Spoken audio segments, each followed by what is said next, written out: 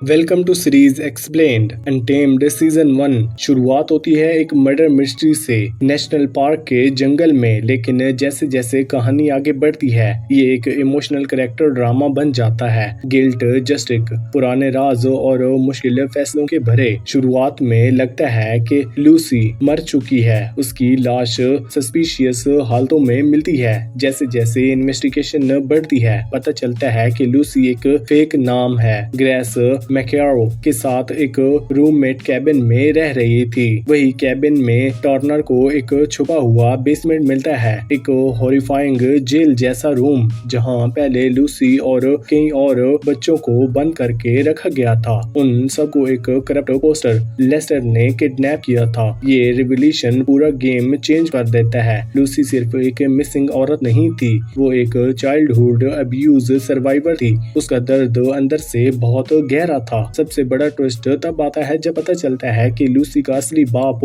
और कोई नहीं बल्कि कैप्टन पॉल सुल्टर है, टर्नर का सुपीरियर ऑफिसर। साल पहले पॉल ने लूसी को लेस्टर के पास भेज दिया, ये सोचकर कि वो उसके अब्यूसिव स्टेप फादर से बचा रहा, लेकिन उसने खुद को उसे एक और दरिंदा के हवाले कर दिया। जब लूसी वापस आई जिंदा और बदली हुई तो उसने पॉल को धमकाया कि वो पुरानी बात सबके सामने ले आएगा। उसने ये भी कहा कि वो पॉल की दूसरी बेटी सैडी को भी लेस्टर के पास ले जाएगा। डर के मारे पॉल ने लूसी को गोली मार दी। उसका कहना था कि उसका इरादा मारने का नहीं था, लेकिन गलती से गोली चल गई। जब टर्नर ने उसे कन्फ्रंट किया तो पॉल गिल्ट में डूब गया और सुसाइड कर लिया। पॉल का आर्क सबसे इमोशनल और डिस्टर्बिंग था। एक बाप होते हुए भी उसने अपनी बेटी को एक प्रेडेटर के पास भेज दिया, सोचकर कि वो उसे बचा रहा है, पर असल में उसने अपनी कवर्डे को प्रोटेक्शन का नाम दिया।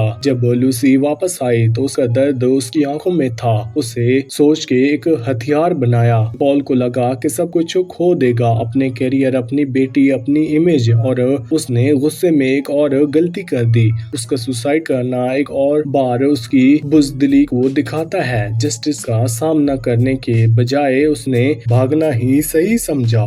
शैनी मैग्योर स्टोरी में एक एंटागनिस्ट विलन बना रहता है, लेकिन एंड में पता चलता है कि उसका रोल सिर्फ इनडायरेक्ट नहीं बल्कि काफी वायलेंट और सीधा था। उसके एक्शन ने लूसी की ट्रेजेडी को और भी गहरा बना दिया। ये एक भटक चुका एक्स कॉप जैसे जेल टर्नर ने हायर किया था अपने एक्स हस्बैंड काइली टर्नर के पहली बीवी। उसका मिशन था शोमन सैंडरसन को मारना, क्योंकि जेल को लगता है कि वही उसके बेटे सेलेब की मौत का जिम्मेदार है। मैग्योर का रोल वायलेंट मोड में ले जाता है। एक पुराने टर्नर को गोली मारने के बाद शैनी वापस आता है उसे पूरा खत्म करने के लिए, लेकिन चाहे टर्नर घायल हो वो हिम्मत नहीं छोड़ता। दोनों के बीच एक डेंजरस जंगल में चेज होता है। एंड में रेंजर आ जाता है और मैग्योर को गोली मार देता है। ये सीन काफी इम्पैक्टफुल होता है। जैसे पहले इनएक्सपीरियंट समझ जा रहा था, अपने कदम पे खड़ी होती है। उस मोमेंट में वो टर्नर की तरह प्रोटेक्टर बन जाती है। जंगल ने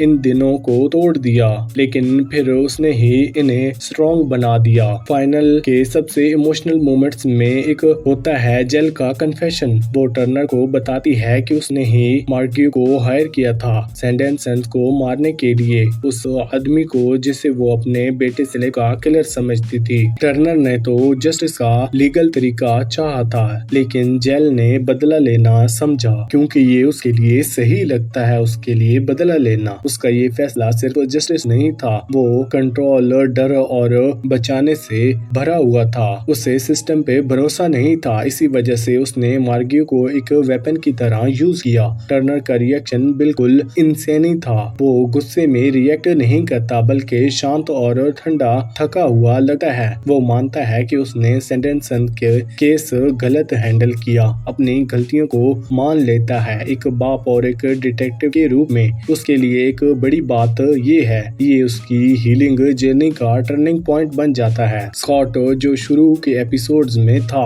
उसका रोल फाइनल में छोटा है। जेल के कन्फेशन पे उसका रिएक्शन क्लियर नहीं, लेकिन वो अंदर ही अंदर दुखी दिखता है। अब जब टर्नर सच जानता है लूसी का किलर कौन था, जेल का क्राइम क्या था और कैसे सिस्टम ने स्लैब, लूसी और खुद टर्नर को फेल किया। तो वो एक मुश्किल डिसीजन लेता है। वो किसी को एक्सपोज नहीं करता, न जेल को न किसी और को। इसका मतलब ये नहीं कि वो क्राइम्स को प्रोटेक्ट कर रहा है, बल्कि उसे अब समझ आ गया है कि हर बार जस्टिस से नहीं, कभी कभी सच को सामने लाना और ज्यादा जख्म दे जाता है। इसलिए वो रिवेंज नहीं, इमोशनल क्लोजर चूज करता है। एक लेक के पास जहां टर्नर ने कभी सुसाइड के बारे में सोचा था, वो अपने बेटे स्लेव का एक विजन देखता है। उसे कहता है कि मैं अभी मरने के लिए रेडी नहीं हूँ। ये सीन सिंपल लेकिन बहुत पावरफुल होता है। वो डिसाइड करता है कि दर्द के साथ जीना बेहतर है, उस दर्द के नीचे डूब जाने से।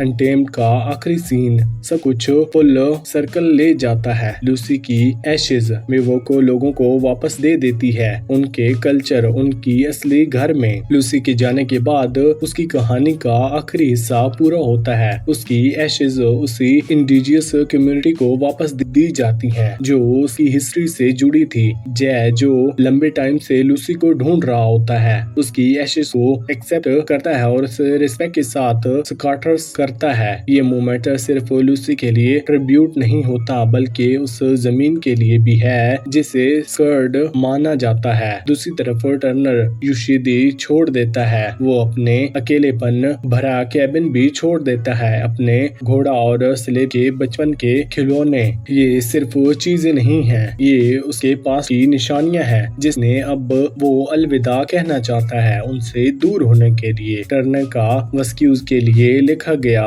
हैंडराइटिंग नोट बहुत इमोशनल होता है। उसमें वो जैसे एक नई जनरेशन को जिम्मेदारी दे रहा होता है। पार्क की रक्षा और लोगों की हिफाजत का काम वस्क्यूज के हाथ में देकर वो आगे बढ़ने को तैयार होता है। क्या टर्नर को भी शांति मिलेगी या नहीं, ये क्लियर नहीं होता, लेकिन उसका ये एक्शन दिखाता है कि वो अपने दर्द के साथ जीना सीख रहा है। टेम कैंड सब कुछ क्लियर और परफेक्ट में क्लोजर नहीं करता, और इसी वजह से वो और रियल लगता है। ये कहानी है ट्रॉमा, सर्वाइवल और जस्टिस की, एलिमिनेशंस की। हर कैरेक्टर अपने तरीके से टूटा होता है, लेकिन हर कोई अपने तरीके से हीलिंग भी ढूंढ रहा होता है। सबसे बड़ा सवाल ये उठता है, अगर जस्टिस सिर्फ दर्द लाता है तो क्या वो वाकई ही वर्थ है? जैसे मॉर्ग्यू ने सिर्फ बदला चूज किया, टर्नर ने सच्चाई चुनी, सुधीर ने डर और बुजदिली का रास्ता, वेस्क्यूज़ ने हिम्मत दिखाई, और लूसी अपने सब दो के बावजूद उस अंधेरे से